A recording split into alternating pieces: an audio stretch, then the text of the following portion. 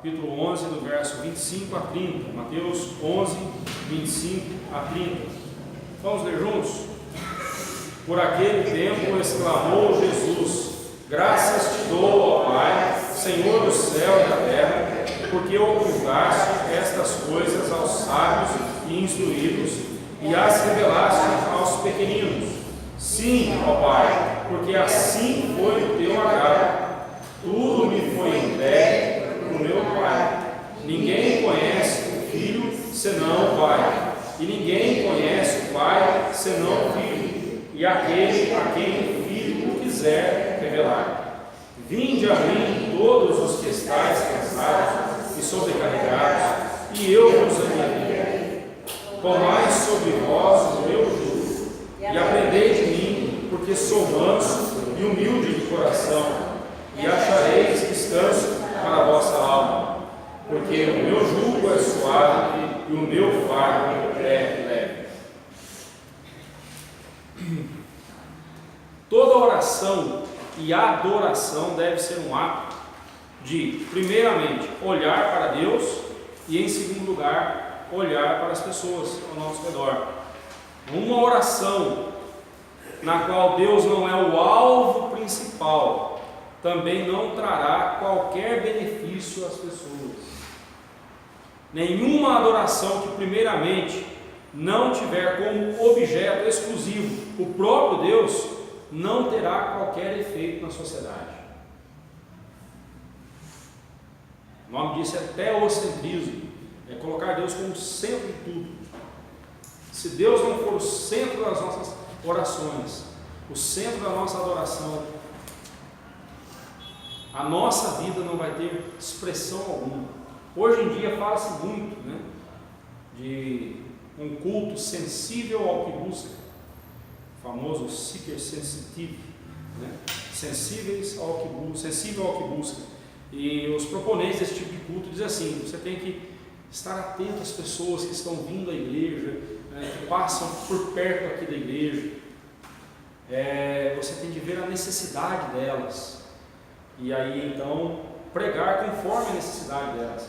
Se no grupo em que nós estamos está acontecendo muito divórcio, então vamos fazer encontros de casais, vamos fazer atividades para fortalecer os casais, Tudo isso é válido se for secundário, porque em primeiro lugar, o motivo da igreja se reunir é para a glória de Deus. O motivo da igreja estar aqui é para adorar o Senhor. E onde Deus é adorado, corações são transformados. O problema é quando a gente inverte, a gente quer transformar os corações e para isso a gente adora a Deus. Você observou como que é sutil?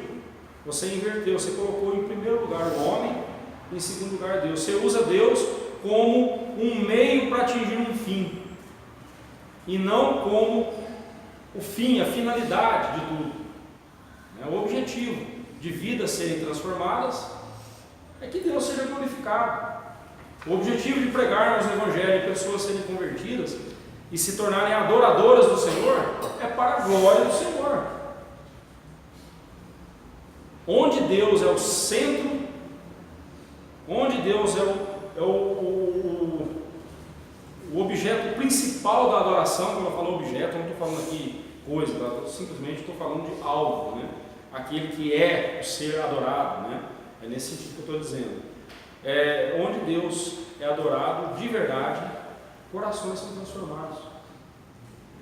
Então nós devemos sempre lembrar disso. Neste parágrafo nós vemos um contraste com o trecho anterior imediato. Naquele vemos uma denúncia fulminante e carregada de maldição. Quando Jesus fala das cidades impenitentes de Corazim, Betsaida e Cafarnaum, lá no trecho anterior ele traz uma condenação àquelas cidades. Agora nós vemos o Senhor Jesus trazendo um convite cheio de ternura e de bênção aos pecadores. O Senhor Jesus nesse trecho, tanto ele fala com o Pai quanto com as pessoas ao redor. Ele tanto se dirige ao Pai, busca ao Pai, a face do Pai, como também chama as pessoas ao redor para si. Né? Vejamos então o convite do Salvador. Né?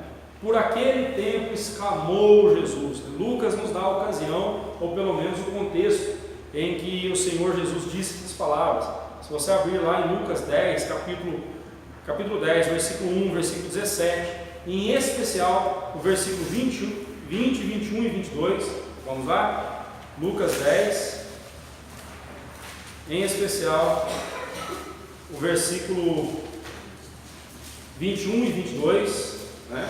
Quando os 70 estão regressando, cheios de júbilo, porque eles viram algo impressionante. Os demônios se submetiam a eles.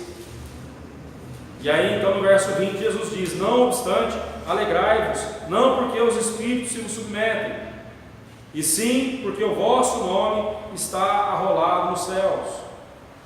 21. Naquela hora exultou Jesus no Espírito e exclamou: graças te dou, ó Pai. Aí é o texto que nós lemos. Então você vê que Lucas coloca a ocasião, foi quando os 70 regressavam cheios de júbilo. Os discípulos voltaram exultantes por verem os demônios, os espíritos se submeterem a eles, ao que Cristo respondeu que deveriam regozijar-se muito mais pelo fato de que os seus nomes estarem arrolados nos céus.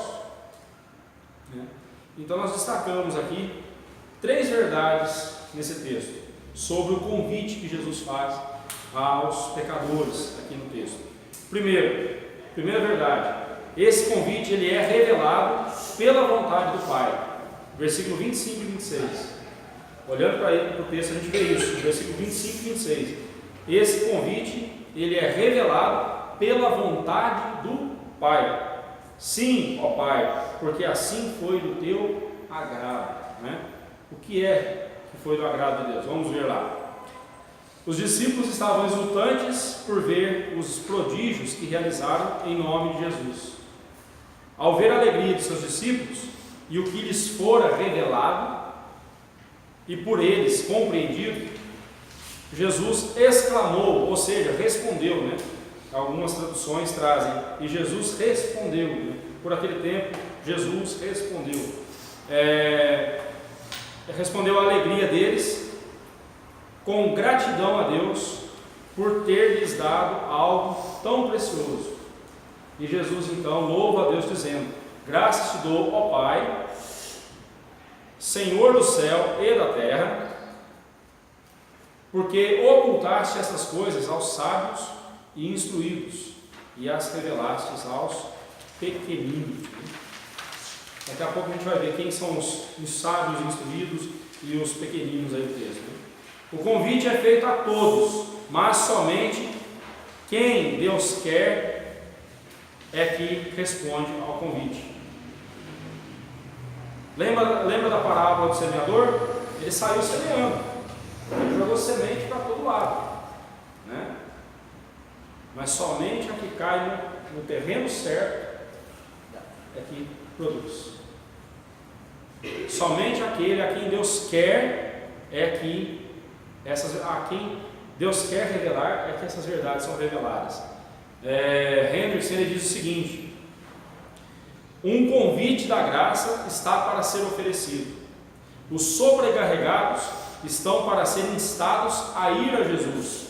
Todavia, ninguém pode ir a menos que lhe seja revelado a vereda pela qual deverá transitar para aceitar o convite.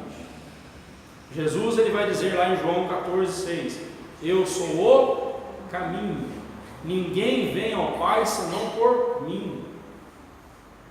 Ninguém vem ao Pai senão por mim. E aqui no texto a gente vai ver que se Jesus não é revelado pelo Pai ao coração do pecador, e se Jesus não revela o Pai ao pecador, o pecador não consegue jamais, por conta própria, tomar essa decisão por Cristo.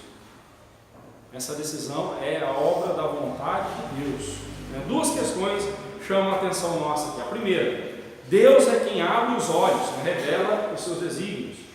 Como ele vai dizer aqui, né? Graças te dou, ó Pai, Senhor do céu e da terra, porque ocultaste essas coisas aos sábios e instruídos e as revelaste aos pequeninos. Né? Então é Deus quem abre os olhos, é Deus quem revela os seus desígnios, de quem ele abre os olhos de quem Ele quiser abrir, porque Ele é o Senhor do céu e da terra. Quem decide a salvação do pecador é Deus.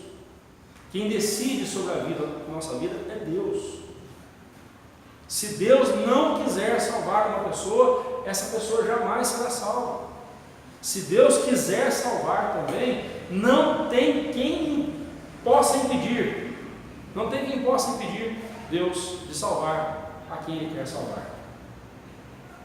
Portanto, meu irmão, se você é salvo em Cristo Jesus, pense no privilégio que você teve, que você tem, de ter sido um escolhido de Deus para ser salvo. Pense nesse privilégio. Que privilégio, né? Outra verdade que nós vemos aqui, o Senhor Jesus deu graças a Deus por ocultar os seus desígnios aos sábios e instruídos. Ele não agradeceu só por ter revelado aos pequeninos, mas também por ter se ocultado aos sábios e instruídos, né? Quanto à primeira questão, ainda que muitos não concordem com as doutrinas da eleição, chamada eficaz, graça irresistível, não temos como negá-la, especialmente à luz de textos como este, e também textos como Deuteronômio 29, Jó 11, 7 e 8, Daniel 4, 35, Romanos 9, 20, né? Mas a segunda questão levantada aqui, né, quando Jesus dá graças ao Pai por Ele ter ocultado essas verdades dos sábios e instruídos e revelado aos pequeninos, essa aqui deve ser entendida tanto à luz do texto anterior, os versículos 20 a 24, que fala sobre as cidades impenitentes, quanto do texto que vai adiante, o versículo 28, quando Jesus fala: vinde a mim todos os que estáis cansados. Daqui a pouco a gente chega lá, né? Nós devemos entender o contexto aqui para não fugirmos da interpretação correta, né? Os instruídos e sábios são contrastados aqui com os pequeninos, que são identificados no versículo 28 como cansados e sobrecarregados. Então, quem são os sábios e instruídos? São os fariseus e intérpretes da lei, e todos quantos, não só eles, mas todos quantos ensinam que a salvação é obra do esforço humano. Se você quiser o perdão de Deus na sua vida, você tem que fazer algo para ser salvo, para ser perdoado. E aí inventam um monte de regras, um monte de coisas para a pessoa cumprir, e a pessoa então ela se vê cansada e sobrecarregada. Cansada porque é um peso insuportável que é posto sobre os ombros dela, e sobrecarregada por quê? Porque tudo que ela faz para conseguir o perdão de Deus, tudo que ela faz para conseguir a graça de Deus, ou o favor de Deus, não dá certo. É um esforço à toa, um esforço sem resultado. Eu vou voltar nesse assunto daqui a pouco. Então, tenha isso em mente. Mas os pequeninos, então. Os pequeninos são esses cansados e sobrecarregados. Preste atenção, a humildade e reconhecimento da total dependência que se tem de Deus são questões básicas e elementares para que alguém aproprie-se da salvação ofertada graciosamente por Cristo. É impossível um arrogante, soberbo, apropriar-se da salvação em Cristo Jesus. Impossível, humanamente falando. O arrogante até que Deus o quer, né? Mas o arrogante é o quê? Aquele que se acha que ele próprio pode resolver as coisas. O arrogante, vamos pegar como exemplo aqui os fariseus e publicanos, os fariseus e escribas, que eles chamavam os outros de pecadores.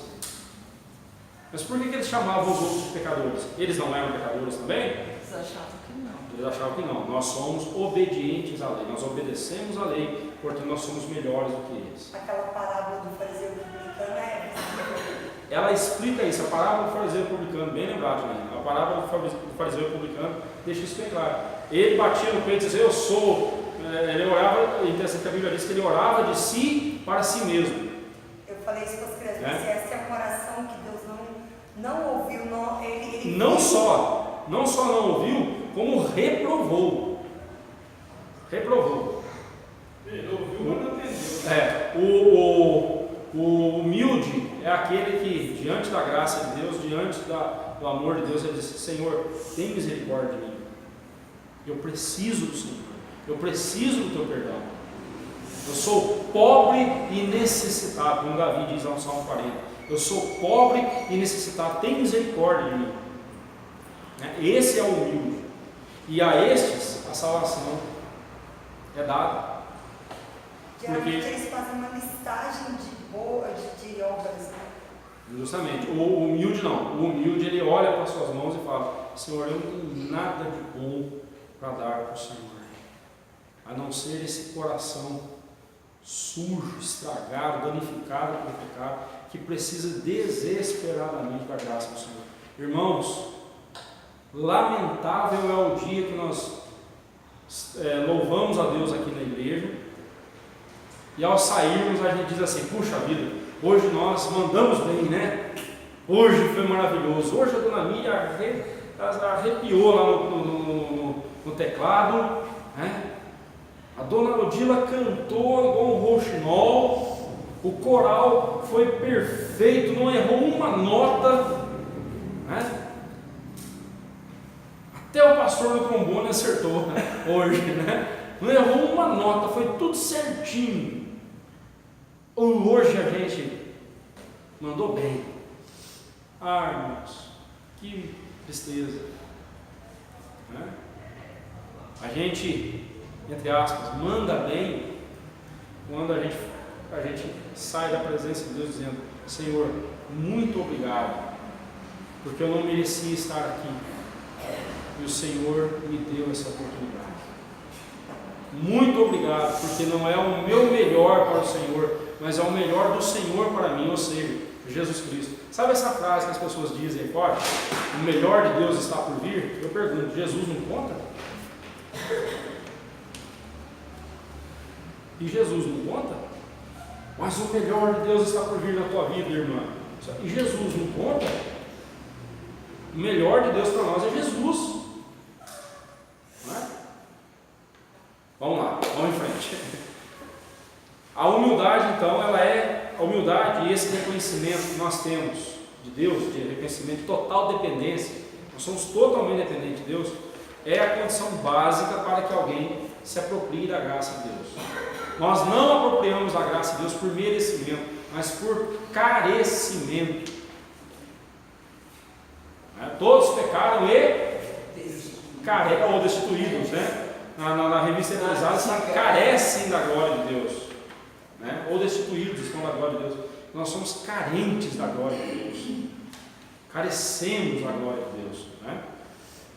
Os arrogantes não veem essa necessidade de serem salvos. Os humildes imploram pelo perdão de Deus e por sua salvação. Os arrogantes não glorificam a Deus, ao passo que os humildes tributam a Deus todo louvor e glória pela salvação recebida. Cristo, portanto, regozija-se com a atitude daqueles que se regozijam em Deus. Cristo regozija-se com a atitude destes que se regozijam em Deus. E aí ele vai dizer: sim, ó Pai, porque assim foi do teu agrado. Herman Bavinck nos lembra que, embora a queda, o pecado e o castigo estejam incluídos no decreto de Deus, fazendo parte de sua vontade, não são, em hipótese alguma, algo no qual Deus se deleita. O deleite de Deus está em revelar a sua graça salvadora e sua glória aos corações. Estas sim são objetos do seu deleite. Essa questão, né? Você vai ouvir muita gente falar isso aí, que os reformados, nós os reformados, ou calvinistas, como eles chamam, nós pomos a culpa em Deus quando dizemos que o pecado veio a esse mundo pela permissão de Deus, né? Eu confesso que eu sei que esse é um assunto complicadíssimo, é um assunto difícil, mas se me causa desconforto pensar, puxa vida, mas Deus é o responsável pelo pecado? Não o responsável, mas Deus, ao permitir que o homem pecasse, mesmo sabendo que o homem iria pecar, Deus, mesmo assim, criou o homem, mesmo sabendo que Satanás iria se rebelar contra ele, mesmo assim Deus criou Satanás. Eu prefiro crer que Deus assim fez, do que crer que o pecado vem ao mundo por conta própria. Porque se eu admitir que o pecado vem ao mundo por conta própria, eu estou dizendo que o pecado é tão Deus quanto Deus. E agora está tirando toda a soberania. Totalmente. Agora, uma coisa que nós precisamos deixar bem claro é que a queda, o pecado, o castigo eterno, isso jamais traz alegria ao coração de Deus. Deus não tem prazer de mandar ninguém para o inferno. Aliás, ele fala isso através do profeta. Ele diz: acaso tenho eu prazer na morte do perverso? O meu prazer não está em que ele se arrependa e se converta. Deus não tem prazer no castigo, Deus não tem prazer no pecado, na queda, porque tudo envolvendo o pecado é uma ofensa contra Deus. E para poder resolver essa questão, o que Deus fez? O próprio Filho dele. O prazer de Deus está em salvar. O prazer de Deus, o deleite de Deus está em mostrar a sua graça salvadora e a sua glória aos corações. Pensa que também essa vida de Jesus estava prevista. Sim. Desde a fundação do mundo. Jesus não é dito em Apocalipse que Jesus é o Cordeiro que foi morto desde a fundação do mundo? Ou seja, o que esse texto está dizendo é que Jesus estava tudo nos planos de Deus, nada fugiu dos planos de Deus. Eu sei, irmãos, que parece estranho pensar, mas então você está dizendo que o pecado é culpa de Deus, foi Deus então que trouxe o pecado ao mundo? Não porque ele pecou, não porque Deus é pecador, porque Deus é santo, mas eu não posso pensar na existência do mal alheia à vontade de Deus, não tem como. Não tem como. Agora, o que eu não posso dizer é que Deus tem prazer nisso, claro que não. O prazer de Deus não está nisso, né? Se fosse alheia à vontade de Deus, o mal, ele não teria como combater o mal, porque o mal seria por ele mesmo. Justamente, o mal seria tão poderoso quanto Deus. Entendeu? A gente tem que tomar cuidado com as afirmações que a gente faz, porque elas têm desdobramentos, e são os desdobramentos das afirmações que a gente faz que são perigosos, então tem que tomar cuidado, né? Então que fique claro, o prazer de Deus está em revelar a sua salvação aos seus pequenos, né? E aí então, verso 27, o convite é revelado pela autoridade do Filho. Nós vimos que ele é revelado pela vontade do Pai, e agora ele é revelado pela autoridade do Filho, né? Verso 27. Quanto à acusação de que este versículo não faz parte do texto original, é verdade. Alguns colocam que o versículo 27 ele não faz parte do texto original, mas foi colocado aqui porque alguém que leu muito o Evangelho de João achou que era o momento ideal de colocar o versículo aqui. Eu não vou nem entrar no mérito dessa questão para não perder tempo, né? São meras especulações. A única coisa é importante você saber que se alguém falar para você, mas você sabia que o versículo 27 de Mateus 11 não está no texto original? E aí é bom você saber responder para essa pessoa. Sim, é verdade. Em alguns manuscritos não consta mesmo, isso é verdade. Mas a maior parte ou todo esse argumento, essa acusação não passa de mera especulação, né? Vamos em frente. A declaração cristológica, ou seja, que ela faz da pessoa de Jesus neste verso, é de extrema importância. Nela vemos que o Pai o Filho e o Espírito Santo, embora o Espírito Santo não esteja mencionado aqui, né? Eles atuam na salvação do pecador, revelando-lhe a vontade de Deus. Olha só, Jesus fala: tudo me foi entregue por meu Pai. Mas quem é o Pai, segundo o versículo 25? É o Senhor da onde? Do céu e da terra. Por isso que lá em Mateus 28, Jesus fala, né, que toda autoridade me foi dada no céu e na terra. A autoridade do Pai. Deus deu essa autoridade a Jesus. Deus deu essa autoridade a Jesus, né? E ele diz: ninguém conhece o Filho senão o Pai.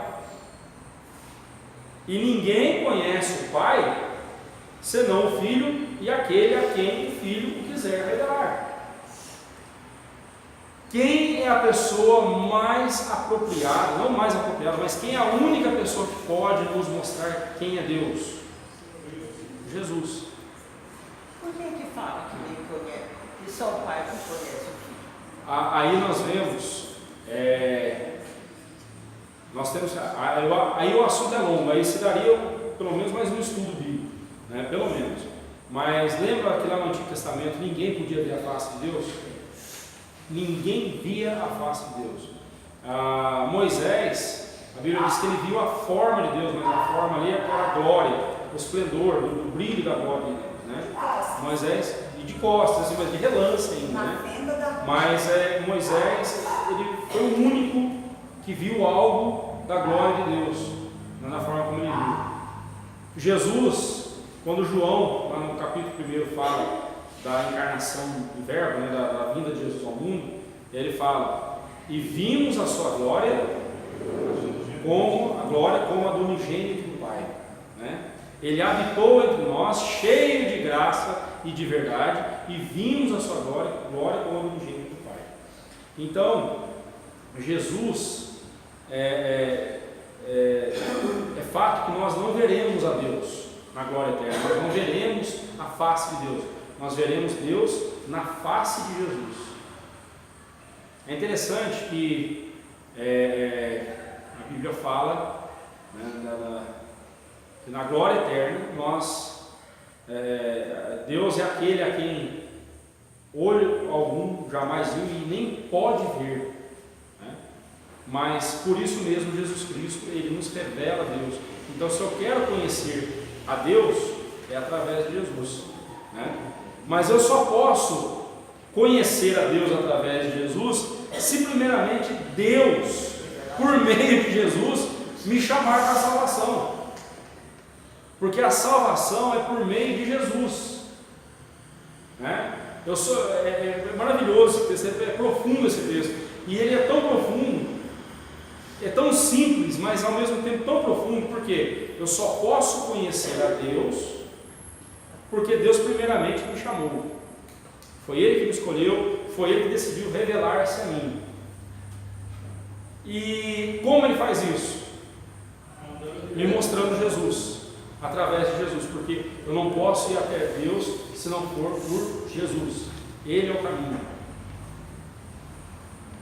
Então eu preciso conhecer Jesus. Jesus mesmo vai dizer que, aí ele diz que ninguém conhece o Filho senão o Pai, e ninguém conhece o Pai senão o Filho, e aquele a quem o Filho o quiser revelar. É importante a gente lembrar que é Deus quem decide a quem Ele vai se revelar. É Deus quem decide isso. Como eu já sempre tenho falado para os irmãos aqui, nos meus debates com ateus, quando eu digo isso, eles riem da minha cara, mas eles ficam com a pulga do tamanho de um carrapato atrás da orelha, quando eu falo para eles que eles não são eles que decidiram não crer em Deus, mas foi Deus que decidiu que ainda eles não crescem nele. Quem sabe um dia Deus queira que eles um dia venham a crer em Jesus. Quem decide se eles vão crer ou não são eles. Quem decide é Jesus, quem decide é Deus. Eu sei que uma vez um ateu e vivia me questionando e tal, e vivia dizendo que estava tentando me derrubar, né? Tentando me vencer. Eu não estou preocupado com isso, estou preocupado em ganhá-lo, não estou preocupado em vencê-lo, estou preocupado em ganhá-lo para Cristo, né? Mas aí, quando eu usei esse argumento, ele riu. Disse, que argumento é esse? Eu disse, mas essa é a verdade. E se essa é a verdade não incomodar o seu coração, se você não ficar incomodado com isso, com o fato de que não é você que não quer crer em Deus, é Deus que não quer que você creia nele. Se isso não te incomodar o coração, é sinal que mais claro ainda do que eu estou dizendo. E se você ficar inquieto e quiser saber o porquê disso e tudo mais, e ficar inquieto com essa afirmação, também é Deus revelando a você a sua graça. Queira Deus te salvar, para a glória dele, né? Eu nunca mais vi essa pessoa, mas eu sei que é bem isso que a gente tem que mostrar para eles. A decisão não está no homem, a decisão está em Deus. É Deus quem efetua tanto o querer quanto o realizar. Mas espera aí, e como é que fica o vinde a mim aqui então? Jesus convida, mas não é o homem que decide, é Deus? Então por que Jesus fez o convite? Vamos ver daqui a pouquinho? Daqui a pouquinho a gente chega lá. Então é importante nós entendermos que ninguém conhece o Pai senão o Filho, e ninguém conhece o Filho senão o Pai, e aquele a quem o Filho quiser revelar, né? A autoridade, no caso de Cristo, aqui implica não só domínio sobre todas as coisas, mas a liberdade para fazer o que Ele bem quiser, e no caso aqui, revelar-se, né, para a salvação de quem Ele quiser. Irmãos, Jesus tem toda a autoridade, eu não posso questionar isso. Ele tem toda a autoridade de fazer o que Ele bem quiser e como quiser. Ele é Deus. Deus não joga pelas regras dos homens. Deus é Deus, Ele é soberano. É isso que Jesus está dizendo. Foi pela vontade dele, foi do agrado do Pai, e não da vontade do homem. Aliás, João capítulo 1, esse texto, ele tem que ser lido à luz de João capítulo 1, né? Lá em João capítulo 1 fala que aqueles que nasceram, né?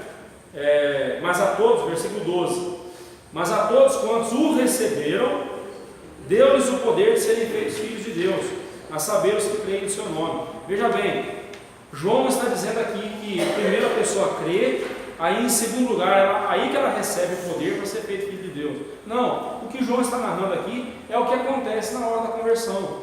Quando uma pessoa é convertida a Cristo, porque ela já recebeu o poder, ela já foi vivificada para receber, para ter condições de crer em Jesus. E se eles receberam a Cristo, eles são feitos filhos de Deus. E aí diz o verso 13: os quais não nasceram do sangue, quer dizer, não foi por geração. A minha filha é salva não porque ela é minha filha, mas é porque ela é filha de Deus, não porque é minha filha. Os quais não nasceram do sangue, nem da vontade da carne, isso é, nem da minha vontade. Não fui eu que quis que a minha filha fosse salva, foi Deus. Não foi a minha vontade que fez a minha filha ser salva, foi a vontade de Deus. Nem da vontade da carne, nem da vontade do homem, mas da vontade de Deus. Isso é ser soberano. Né?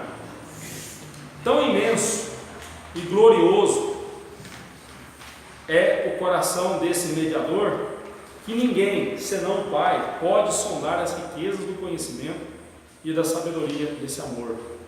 Cito aí Hendricks novamente, né? É importante destacarmos aqui que absolutamente ninguém pode conhecer ao Pai e ao Filho enquanto estes não quiserem se revelar. Somente após essa divina revelação de si mesmos ao pecador é que este então pode então responder ao convite. Então vamos para o convite agora, né? E esse convite, a terceira verdade que nós vamos ver é que ele é acolhido pela revelação do Pai e do Filho. Ele é acolhido após a revelação do Pai e do Filho. Uma pessoa só pode atender ao convite de Cristo depois que Cristo se revela a essa pessoa.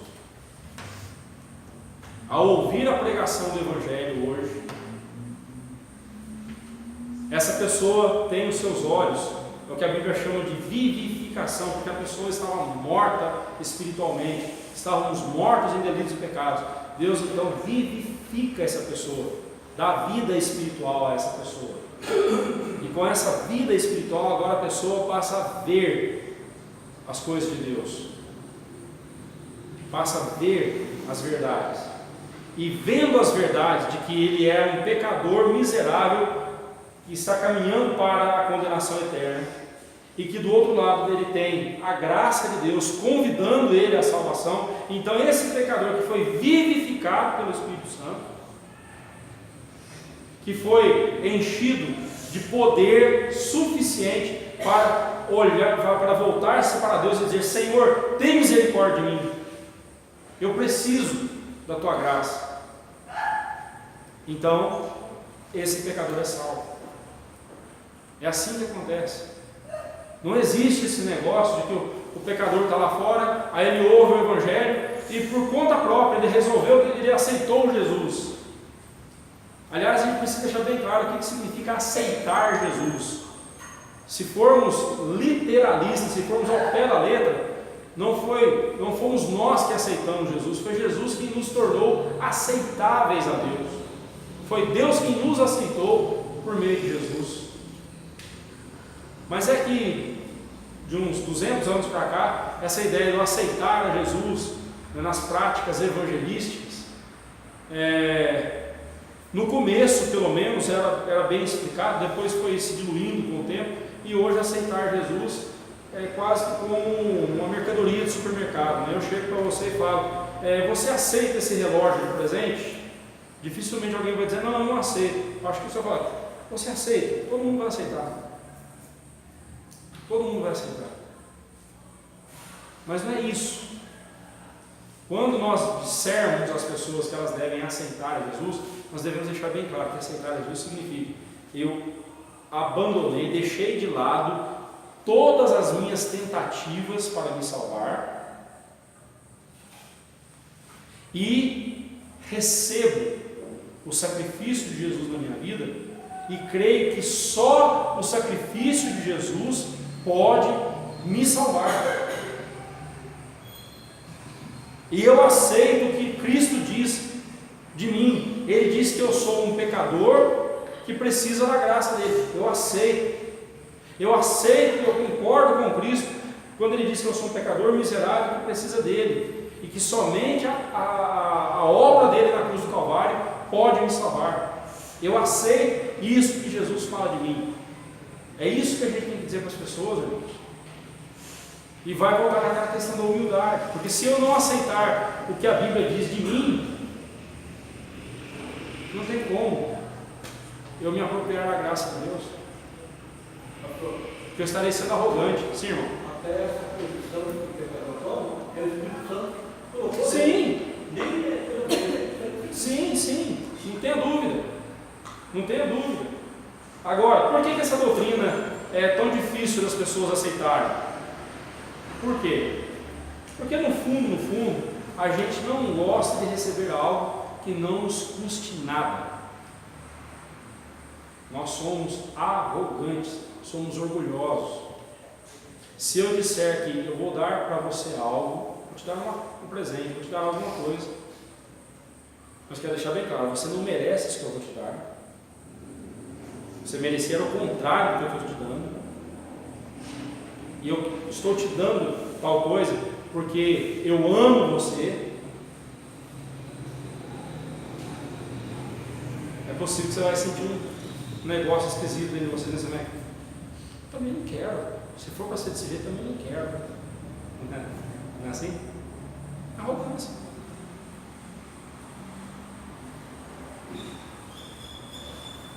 Desculpe, mas se você crê desse jeito, eu digo para você, é por isso que o arminianismo ele é muito mais palatável, muito mais gostoso de ouvir do que o calvinismo. Né?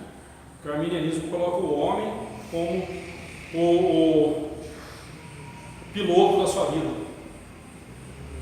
O calvinismo não. Acabei de viver isso agora há pouco vindo para a igreja. A Janaína veio trazendo o carro. Né, Janaína? Ela veio trazendo o carro. 90% lá da direção lá de casa do carro é minha responsabilidade. Eu que levo para um lado, vou para outro, tal. Ela dirige uns 10% do tempo. Só que agora eu precisei dela. E eu perturbei ela. Porque eu no banco do carona eu ficava dizendo: amor, afasta um pouco para lá, vai bater. Tá longe, velho, fica tranquilo. Pá, caiu no outro buraco, bateu no outro buraco de novo, né? Ficava perturbando ela. Por quê? Porque eu queria ter o volante na minha mão, eu queria ter o freio e o acelerador nos meus pés de novo. Eu quero ter o controle. Aí vem alguém e diz para mim que eu não tenho controle da minha vida está nas mãos de Deus, é Ele que faz o que quer. E se eu sou salvo foi porque Ele quis. Ah, meus irmãos, isso é um murro bem dado no meio da testa do meu orgulho. Não é? Mas vamos lá. Vinde a mim, todos vós que estáis cansados e sobrecarregados, e eu vos aliviarei. Né? Os cansados e sobrecarregados, quem são eles? Como nós já vimos, são os pequeninos, lá do verso 25. Aqueles que humildemente clamam a Deus por sua salvação. Como crianças que dependem dos seus pais e não questionam esse fato, mas tudo que elas precisam, elas pedem aos seus pais. Elas correm e recorrem aos seus pais. Né? Essa dependência. Mas do que eles se encontram cansados e sobrecarregados. Né? O que é que estava cansando eles e sobrecarregando eles? Num primeiro momento nós somos levados a pensar que é de pecados que eles se encontram cansados e sobrecarregados. Sim, também não está errado não. Porém, com base no texto do versículo 16 ao 19, que nós já estudamos, no capítulo 11, afirmamos que o cansaço e a sobrecarga que pesava sobre eles eram as exigências descabidas que os fariseus, intérpretes da lei, faziam a eles no tocante à lei, as quais, essas exigências, não somente dificultavam, mas até mesmo impedia-lhes de obedecer à lei. Alguém lê para nós, por favor, Mateus 23, versículo 4. Daqui a uns meses a gente chega lá. Mateus 23, versículo 4.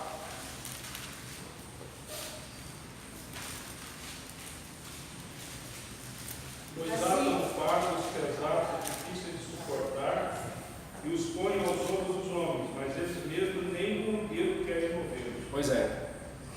Jesus falando dos fariseus hipócritas aí que punham tantas regras, tanto peso sobre os ombros das pessoas, mas eles mesmos não se esforçavam para cumprir o que eles exigiam dos outros. Isso é hipocrisia. Né?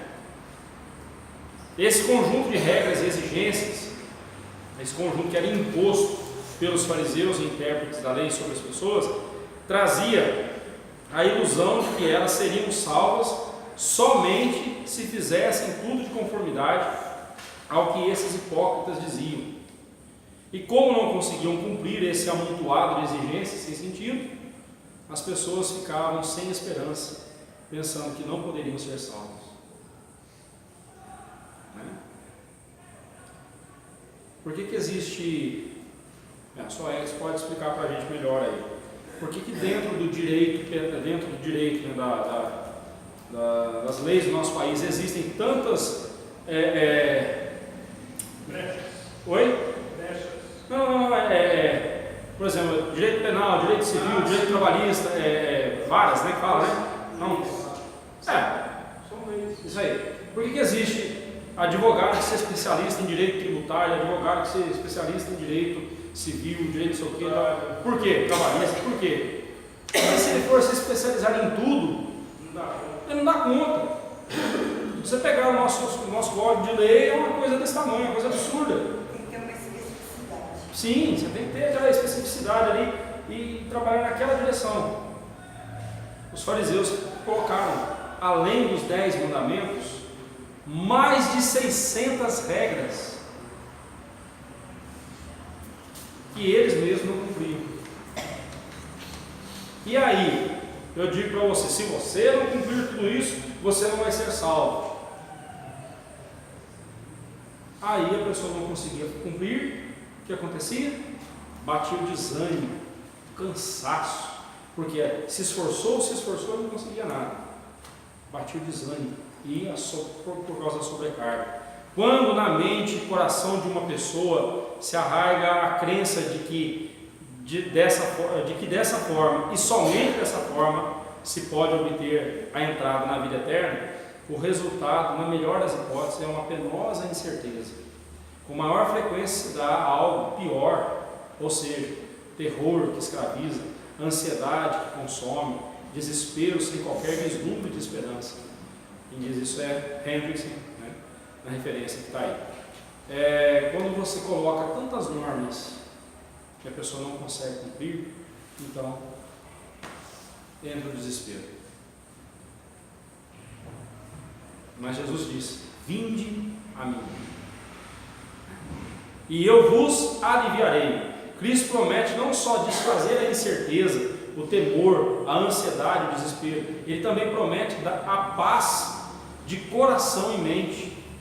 Leia depois Salmo 125, versículo 1, Isaías 26, 3, Isaías 43, 2, João 14, 27, João 16, 33, Romanos 5, 1. Também promete a certeza da salvação, 2 Coríntios 5, 1, 2 Timóteo 1, 12, 2 Timóteo 4, 7, 8, 2 Pedro 1, 10 e 11. Quando o pecador desiludido com os seus recursos encontra o perdão e a salvação em Cristo, recebe o alívio não só nesta vida, mas aquele que é para a eternidade.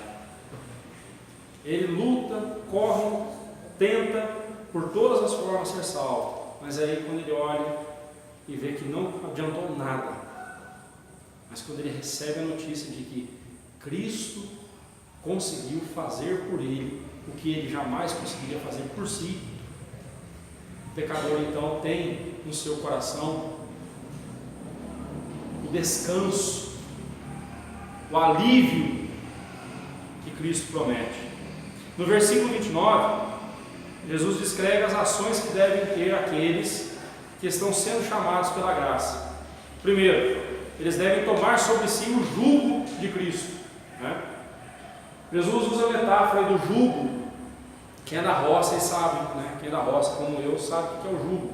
Lá na roça a gente chamava de cangalha, né? Era uma canga que você punha no pescoço do animal para ajudá-la a puxar a carga. Se você vê no carro de boi, se você encontrar no carro de boi, você vai ver que o boi tem uma canga sobre o seu pescoço e o carro está atrelado a essa canga para ficar mais fácil do boi puxar, né, para concentrar a força e puxar, né?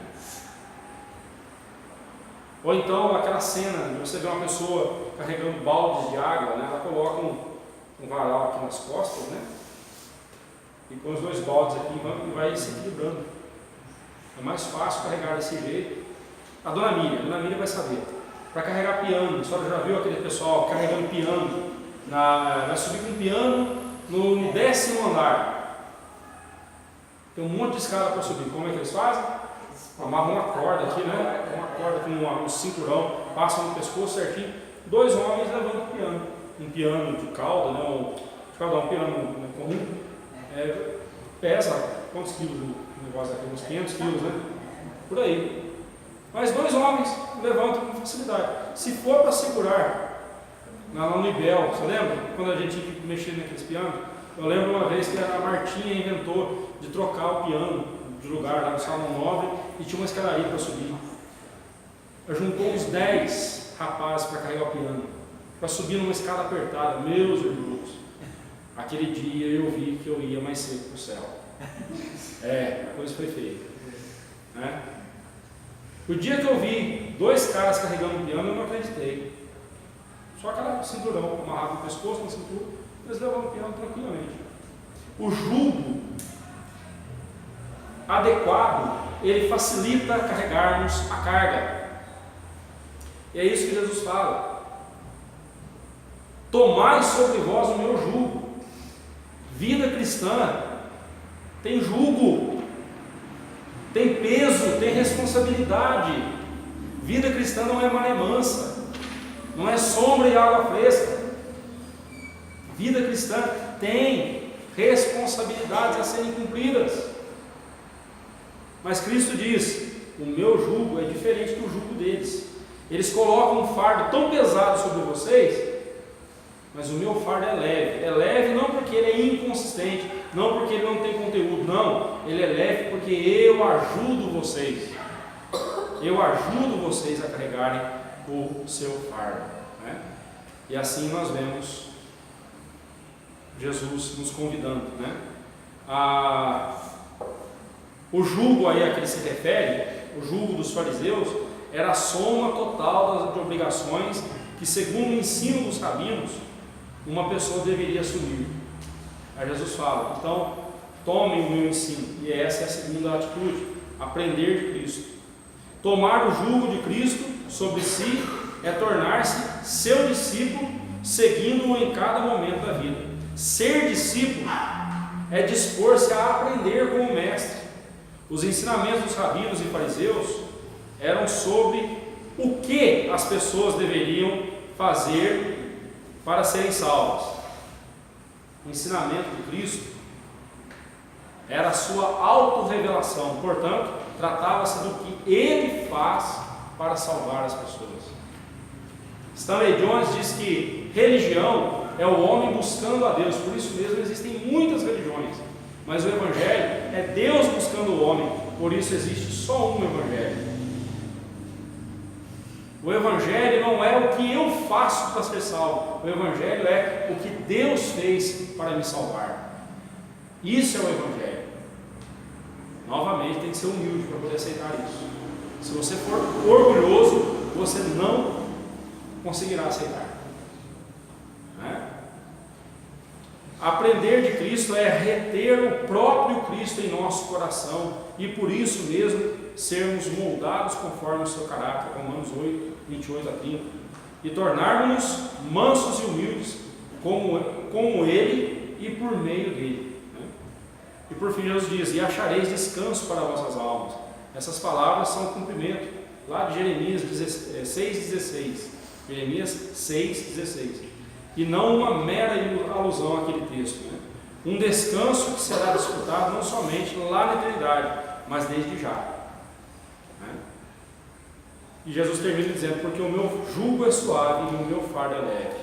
Um jugo e um fardo não são prometidos aos discípulos de Cristo, né? São prometidos. O jugo torna mais fácil o transporte do fardo. Cristo é enfático ao dizer que há um fardo a ser carregado pelos discípulos. Gálatas 6, de 1 a 5, nós vemos lá, cada um tem que carregar o seu fardo, né?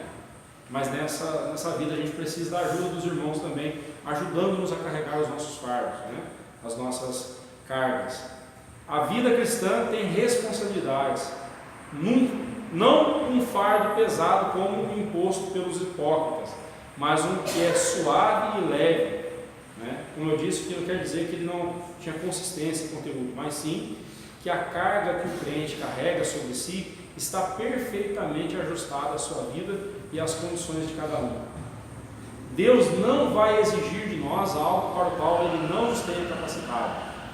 Depois leia 2 Pedro 1, de 3 a 11 e compare com a parábola dos talentos, lá em Mateus 25, 14 a 30. A cada um Deus dá conforme a capacidade de cada um. E Deus não vai exigir de você algo para o qual Ele não tenha capacitado você antes. Nosso Deus é maravilhoso. A obediência a Ele, por gratidão pela salvação que nos concedeu, deve ser deleitosa ao nosso coração e não um fardo pesado.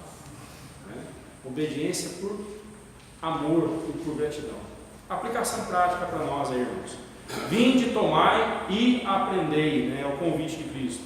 Enquanto os fariseus diziam: fazei, Jesus diz: vinde. o que deixa claro que a salvação não está no que fazemos, mas na pessoa de Jesus. Enquanto o vinde, não acontecer, o tomai não será uma realidade gozosa ao nosso coração, pois somente quando tomarmos sobre nós o jugo de Cristo é que desfrutaremos a paz com Deus, a paz na mente e coração. Enquanto o tomai não acontecer, não aprenderemos a humildade e a mansidão de Cristo. Pois, afinal, o jugo nos torna humildes e mansos, e a mansidão nos faz aquietar e desfrutar da doce paz que só Cristo pode nos dar. Vou usar de novo aqui uma outra figura da roça. Quando a gente tinha um cavalo que tinha que ser adestrado, tinha que ser amansado, Adestrado é muito chique, lá em Minas a gente fala amansar, amansar o cavalo. Quando a gente tinha que amansar o cavalo, esse cavalo apanhava, sofria, às vezes era preciso até mesmo ferir o cavalo, às vezes, para que ele fosse quebrado, no sentido de quebrar a fúria dele, Quando ele era manso, quando ele ficava manso, não precisava mais fazer isso. Ele te obedecia mansamente, tranquilamente. O jugo de Cristo na vida do crente amansa o crente, aquieta o crente.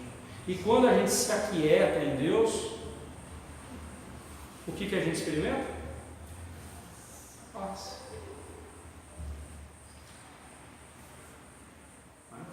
Por isso que Jesus coloca humildade e mansidão juntos aqui no texto, Porque sou manso e humilde de espírito. Há ainda um aspecto importante a ser destacado aqui, eu não vou ler para ganhar tempo, é que os efeitos da paz de Deus em nosso coração, não só na nossa alma, mas também no nosso corpo. Meus irmãos, é provado cientificamente que um coração que guarda ansiedade, rancor, falta de perdão, desejo de vingança, vai desenvolver no corpo, tem uma forte propensão a desenvolver no organismo úlceras gastrointestinais, câncer, hipertensão, Alzheimer, Parkinson, psoríase, problemas cardíacos e muitos outros. Calvície, A pessoa está perdendo cabelo. O que é? Estresse.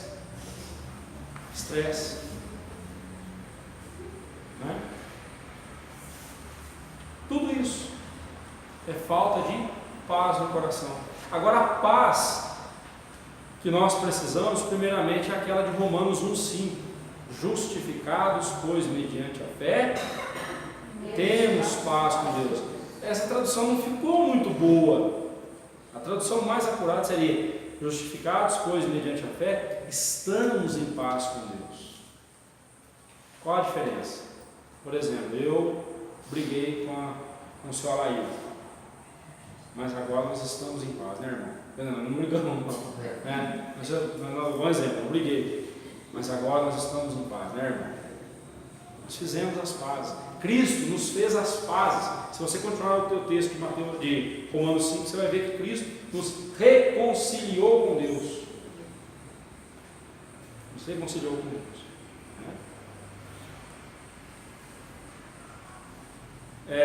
O coração que está em paz com Deus, um coração que atende ao doce convite de Cristo, reconcilia-se com Deus, vê o fardo pesado e insuportável entre aspas, eu tenho que fazer isso e aquilo para ser salvo, ser substituído pelo fardo daquele de quem se diz, porque desde a antiguidade não se ouviu, nem com o ouvido se percebeu, nem com o olho se viu Deus, além de ti, que trabalha para aquele que nele espera. Não é o que eu faço, Deus fez. Isaías 64, versículo 4. Para a nossa reflexão, todo esforço humano para alcançar o que é eterno torna-se um fardo insuportável. Toda obra divina para alcançar o pecador cansado torna-se em paz e deleite internos e eternos. Não é o que eu faço, é o que Cristo fez por mim. É isso que me alivia de toda a sobrecarga que falsos ensinos, que falsas esperanças puseram sobre o meu coração. Que Deus assim nos abençoe e que confiemos em Cristo sempre. Amém.